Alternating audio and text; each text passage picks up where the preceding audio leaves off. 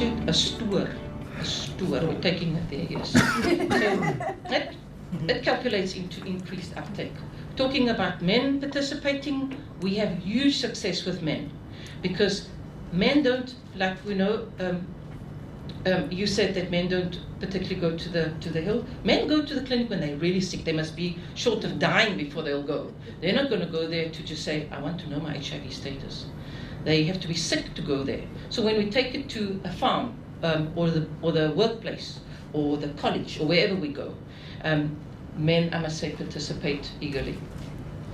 Then obviously to understand the diversity, and also celebrating the diversity of our community, but the ability to adapt. When we go to a farm where you hear, for instance, we had a farm, an interesting place where we had farm with all sorts of different people, Pedi speaking, Tswana, in a mostly Xhosa speaking environment. If we must have the ability to change or to adapt to the changing needs, and that will calculate into a diverse clientele base. We want to see all people making use of the service. Then the right packaging, you cannot sell something in the wrong packaging. It's like selling the condom in a bar one wrapper. It's not going to do the thing. So we take, especially awareness programs to youth. Here we have a street cricket program, so we take it in that packaging. They understand the packaging. So if I look at a bar one, I'm actually getting a bar one. This is our nurse, Nurse Esme. Thank you. Personnel need to be culturally and gender sensitive. When they go out there, they need to understand the community, and that will calculate into a service within context. You go to a group of Rastafarian people, you need to understand what they're talking about, how they see sex as part of their relationships. And if you do that, you'll most probably, I think, look at behavior change. I think when people talk down to people, or they do not understand the language, I don't think people will actually change behavior in a 20-minute talk or so, but we can at least try.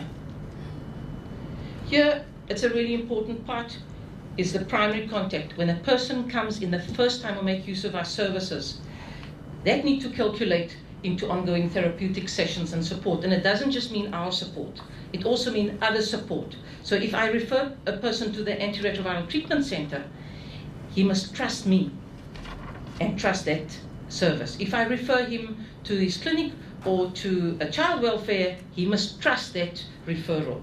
And then obviously also make use of our ongoing therapeutic sessions with that person.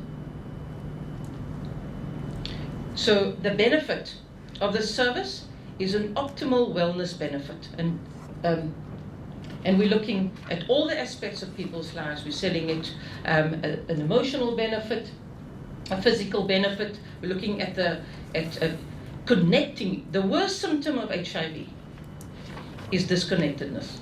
We need to connect people.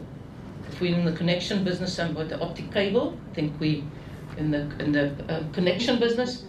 Connecting people with services. Social people withdraw. They need to. We could reconnect them. Occupational and intellectual. If people are happy at work, they know their status, even if it's positive. They do much better at work. Spiritual connectedness or connection. Sexual and reproductive. People need to start talking about how to take care of themselves, and also in their sexual relationships, we support them.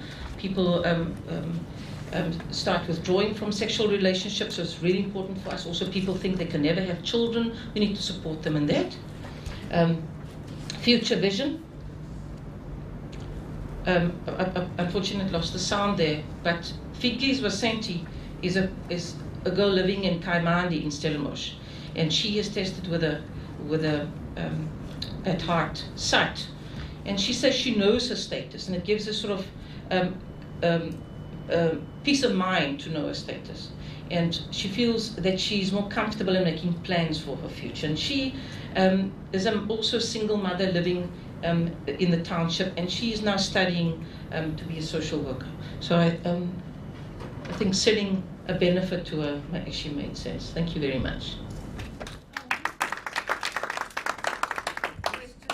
to Lynette. Graham? Mine is it's about the role of professionals and of a new middle class that is sometimes quite disdainful of where they've come from. Am I wrong? Or was it just a very small element? I mean, you'll sometimes see the teachers who are way above the community, and so they can't really connect. How do you make sure that you respect professionalism and encourage professionalism, but you also make sure that people can I'm not connect? so sure how to answer that. Because it's a wrong question. It doesn't happen. No, I'm not. Can anybody maybe help me with that? No, I'm not so sure how to answer that. The professionalism in our organisation. Maybe when you say. No, I mean, on the one hand, we're hearing that nurses are very committed to the processes, Yes. and they just need better systems. Yes. On the other hand, one often finds that the nurses or the civil servants, especially, are very disdainful of the community. I think that's also a personal thing. Some people are born with a heart for community work, and others they should work in systems where they just sort of do what they have to do. But I understand what you're saying in the sense that, but the personnel that we employ to work for this organization, they scouted for. We don't have open advertisements. We scout for within our volunteer sector, within Friends. We steal, we rob them from other places if we know they're good. We look for the heart. Sometimes people retire. We actually like retired nurses because they usually, after retirement, they sit at home doing nothing, and sometimes the people with a heart. So I think there are professionals out there with heart, and then there are professionals with a salary. Cyril? Something interesting which I find we're not really geared up to as a society is that we're beginning to see teenagers who are born with the virus. So we don't have the messaging at all, or the social support approach, because generally with teenagers we assume we have to say the one positive you never want to be is to be HIV positive, so your message is that. But you find yourself now with kids who got the virus from their mother, and they were born with it. And it's just something I just want to leave with you. And we just haven't worked out the support systems, because they're going to start becoming sexually active quite soon, but they're not people who got it through sexual activity. And it's just something that I wonder if I agree with you. I don't think we're geared for that yet. Yeah. And I think in our communities we're starting to see them now, but mostly they're still under 8 years old. We look at also periods, there are children that have died. From the time I've worked in the field of HIV, there are children that have died. But then there are children from the next group of people that I know about 8 years old. Even 12. They're already on treatment. Yes, long time. Yes. And I think as things change. Any questions? Can I just comment, because I'm interested in what Cheryl's saying. It strikes me that 10 years ago, ARVs were not available, if you remember. They was just closed out. And all the focus was on education, on trying to change behavior. Yes. And I have a feeling that we've almost given up on that, because the next phase has been, now that ARVs are available, there are so many projects out there getting people to ARVs and making sure they come back, Impumelelo, the ARC, all the stuff that they do, etc. But Cheryl has actually raised, I think, phase 3 of the issue. Because ARVs are becoming available, it has an impact, and it's on the youth again. And we already have a youth who are struggling just to survive. I must just also say on that matter is that a sad thing to say, but people will deliver a service where they get the money for. Yeah. So if you don't get money for awareness and education, but you get money for ART support, that's the whole thing. So when we are encouraged in our organization, the core of this organization is psychosocial empowerment.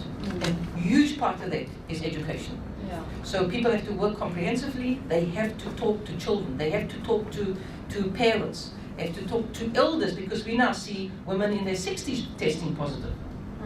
So that is a crazy thing. You have to start thinking different. That's about husbands Yeah. messing around with younger women. That's true. No, it is true. That is true. Thank you for that very good work that you did.